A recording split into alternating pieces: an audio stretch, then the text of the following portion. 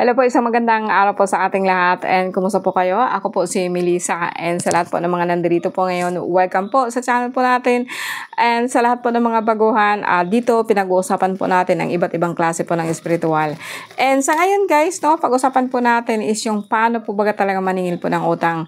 And marami po sa akin, ang mga tao po ang gustong gumawa o magpagawa po ng ganito or gusto po nila or marami po ang nagtatanong kung ano po ba talaga ang ritual, kung paano mo masingil ang taong nakakautang sa'yo. Now, but before that, bago yan, let us declare the four names of God, which is Yahweh, Babhe, declaring His love, His protection to cover all of us. And on behalf sa lahat po ng aking kasamahan, makita saka hindi makita, sa aking mahal na ama and mahal na ina. And of course, sa lahat ng mga alaga kong Santo Niño, thank you very much po, And nagpapasalamat po kami and patuloy po kayong nakaantabay po sa atin, And basbasan nawa ng ating Diyos Ama ang extension po ng ating family, ng ating mahal sa buhay o sa lahat din po ng mga pangarap po natin. Nawa po ibasbasan po ng ating mahal na ina na ibigay po yun sa atin at bigyan po tayo ng pagkakataon po na matatamasa po ang grasya at kapangyarihan po ng ating universo. Yeah, okay guys, alam niyo nagbigyan na po ako ng video about that, paano maningil ang utang. And sometimes yung mga tao kahit po tuturuan mo na kailangan talaga ulitin at ulitin. But ang version na to is ito yung una. So meron tayong version po ng pangalawa na kung saan magri-ritual na po tayo. Now, magbibigay po ako sa inyo ng mga kagamitan. Kasi sa totoo lang po, kailangan nyo magkaroon po ng gamit kung sasakali pong papasok po kayo sa spiritual. It means to say, kasi na pag sinabi ko kasing spiritual is like, singilin mo po siya sa paraan po ng hindi physical. So, pupunta kayo sa 4th and 5th and 6th and 7th and 8th and 9th dimension. And anyway, ito po yung gagawin po natin or paunti-unti ko pong pinupukaw po sa atin na magagawa natin lahat. Okay? The only thing is that usually 100 or sabihin po natin 99% po kasi sa mga tao na naniningil na hindi po binabayaran kasi naniningil po kayo at the same energy na kung saan wala sila. Now, ganito kasi yan, And lagi ko or paulit-ulit kong sinasabi po na we are all interconnected. Ang tao nakausap mo, meron niyang espiritu, meron 2, 3, 4 na espiritu. And ikaw din po the same thing. So kung mag-interact po ang dalawang person or dalawang tao, physical, mayroon din pong nagko-connect dyan, spiritual. So sa akin, hindi mo pwedeng baguhin ang isang tao pero hindi naman po kayo magkatulad ng energy. Halimbawa, for example, ito. For example, ikaw ito, this is you, Maria, and this is Jose, the other person, So, dalawa po kayo na parehas po ng energy. Itong si Maria, ibig sabihin ikaw yun na maniningil ka. So, at the time po na naniningil ka, ano po ba talagang nararamdaman mo? So, kasi sa akin, pag maningil ka, like, wala ka. Or wala ka. O sabihin po natin na kailangan mo yung pera. Sabihin po natin na iniisip mo na talaga po kaagad na bakit di siya nagbabayad. Ganito, ganyan. So, bago pa kasi nangyari yung singilan, asali nagkaroon na yun ng problema. Nagkaroon na po kayo ng gap yun kaagad. Etong si Jose, like umiiwas siya sa'yo, hindi yun yung sinasagot po lahat ng tawag mo. Kasi alam po niyang maniningil ka. And alam niya kung anong rason, kung ano po ang isasagot niya. Wala siyang pabayad or either umiiwas or talagang ayaw niya magbayad. So, 3 yun, Then, ikaw naman po si Maria na maniningil ka. Of course, wala ka. Kaya ka naniningil, And pag ganun na po ang energy mo po, talaga pong etong si Jose, talaga pong iiwas po yan. Or rather po, mag-counter-attack po siya. Marami pong mga tao ngayon na mas matapang pa sa naniningil. Lalo na po kapag walang pera, naghahasik na po ng masasakit na salita. So, ikaw po, syempre, yung iba na timid. So halimbawa ngayon, hindi ka po talaga sanay maningil or talaga pong, ano ka. Kasi usually, ang taong sinisingil mo ay close friend mo na pinagkakatiwalaan mo ng pera. Usually, ibabalik ko lang sa susunod na buwan, pagkasahod ko, pero hindi po siya nangyari. Etong kaibigan mo, or pinsan mo, or pamangkin mo, or tita mo, or auntie mo, actually, hindi mo na yan auntie pagka ganun po, or pagdating po sa utang. Walang personalan pagdating po sa utang. And ikaw si Maria, talaga pong nasasaktan ka. So, ikaw po yung talo, ikaw po yung nagkakasakit talaga. Kasi nga po, pinaghirapan mo po ang perang yan. Ba't hindi siya magbabayad? Samantalang mayroon naman siyang ibabayad. And kahit anong gawin mo, nandiyan na yung punta na tayo ng barangay, no? And then doon mangangako ka na magbabayad ka, so on and on. And then, bakit tayo nagkakaganito? And it's sad to say kasi ikaw, Maria, pinagkatiwalaan mo yung pera kay Jose. Ito namang si Jose. Jose, yung pera na hinira mo, pinakinabangan mo. Kailangan po yun ng tao, no? And then after that, squander mo lang, or sabihin natin na kumaga sa akin, parang hindi mo binibigyan ng halaga yung pera po na pinaghirapan ng iba. And then, after that, no? Etong si Jose, parehas po kayo magkakaroon ng the same karma, the same bigat. Na the same po siya, hanggang pabigat na pabigat po ang buhay ninyo until the end. Kasi alam ninyo po, everything is an energy. Kahit po sabihin na ikaw o si hindi ka magbabayad, dahil po ayaw mo talagang magbayad, ikaw po yung mas malakas, mas malaki po ang nawawala. Kasi nga po, it's like ang karma is always return. Kaya nga po pinagbabawal ko po sa inyo magpautang, or pinagbabawal ko po ang huwag kayong mangutang, huwag din po kayong magpautang. It's simple as that. Pero mas marami talaga din po sa atin, sa kesyo nga kaibigan, kesyo ganito, blah blah blah blah blah blah. No? Now, balik tayo ulit. Paano mo masisingil si Jose? So, ako magbibigay ako sa iyo ng idea kung paano. Huwag mo siyang singilin, or sabihin po natin, huwag mong siyang singilin sa aktual, no? Dapat po singilin mo siya sa spiritual. I mean, sa isip lang, no? Sa isip, singilin mo siya sa isip mo. Pero dapat po may mga gamit ka. Kasi etong si Jose, baka nga po mas matapang pa sa kanya yung kakambal niya. Lahat tayo may kakambal. Trust me, lahat tayo may kakambal. And mostly sa atin by the age of 50, 40, 30, kahit bata pa sa ngayon, marami na po ako nakikitang ibang entities sa katawan po ng isang tao. So, kaya nga po baga, pag nagpapatarot po kahit kayo, magpapatawas po kayo sa akin, kahit hindi pa kayo nakakuha sa akin ng gamit, talaga po ngayon tinadtad na po ako ng orasyon po ng kakambal nyo. Kahit hindi po niya alam. Kasi nga sabi ko nga sa inyo, we are all interconnected. Kumbaga sa akin, kung titingnan ko kayo guys sa card, nakikita na po niya na tinitingnan ko siya. So, pag malakas po yan, yun, no? Bakbak na po ako niyan ng orasyon.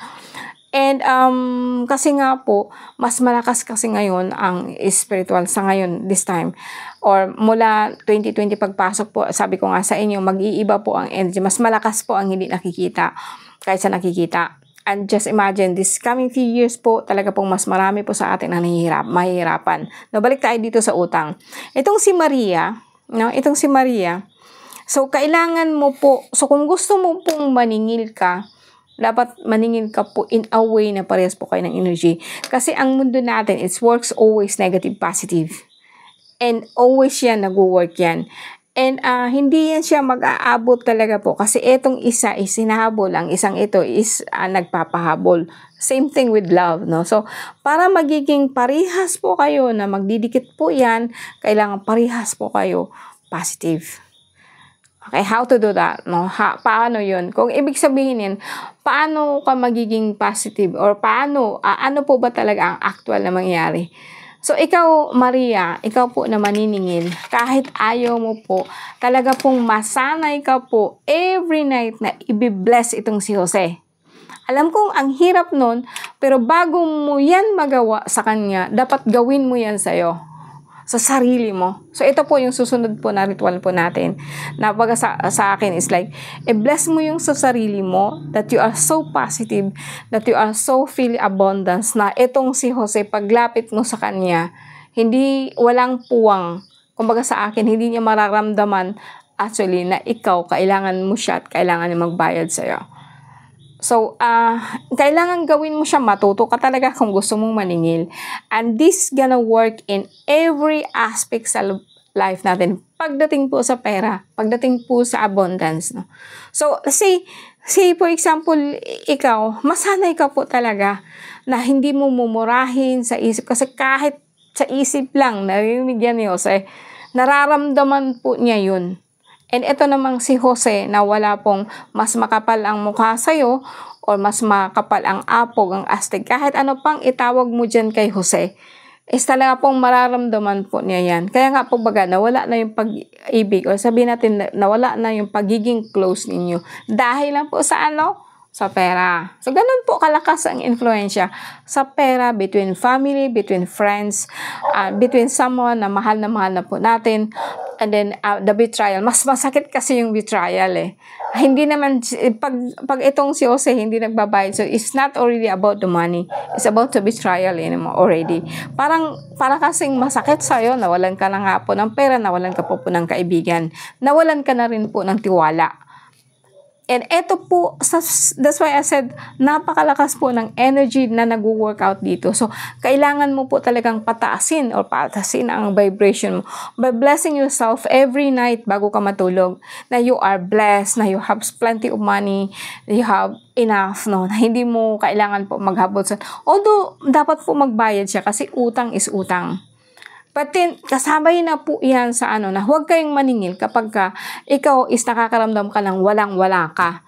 Tapos sa isip mo pa, bago ka natulog, pinipeste mo, peste, yawa ka, Jose, kailan ka pa magbabayad, mamatay ka na sana. So, may mga tao naman po, mabait ang approach. Ganito nga ang ginagawa nila. So, masakit din sa isipin po natin na ikaw na ngayon ang utangan ngayon. Ikaw na yung parang, kumbaga sa Bicolano, yung bagang, ang kailangan mong manuyo or suyuin ang taong yan kasi para lang po magbayad and para po maibalik sa iyo ang pera. Which is actually, nung nangutang sa sayo, sinusuyo di ka din niya sa ganito, no? Pero madali lang sa iyo ang pagbigay sa pera. Pero sa kanya parang ang hirap po. Walang nanalo dito actually, no?